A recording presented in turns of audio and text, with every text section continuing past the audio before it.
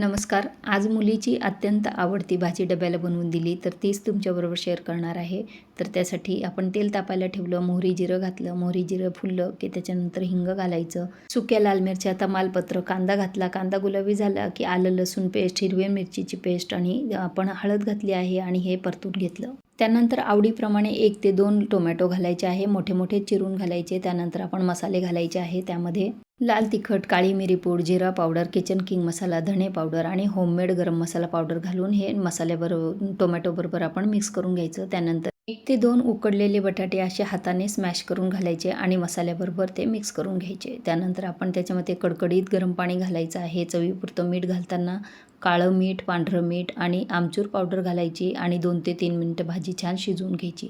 आता कोथिंबीर घालून मस्त गरम गरम भाताबरोबर भाजी सर्व करायची किंवा इथे तुम्ही चपातीबरोबर, पुरीबरोबर ही भाजी सर्व करू शकता. ह्या पुरीची रेसिपी लिंक मी खाली दिली आहे, ती तुम्ही जाऊन चेक करू शकता. ही पुरी 4 ते 5 दिवस छान टिकते, त्यामुळे ती तुम्ही प्रवासातही घेऊन जाऊ शकता. आणि तुम्हाला आजची रेसिपी आवडली असेल तर मालाज किचनला लाईक, शेअर आणि सबस्क्राईब करायला विसरू नका आणि इतरांना ही रेसिपी शेअर करा. रेसिपी कशी वाटली तेही कमेंटद्वारे तुम्ही मला सांगू शकता.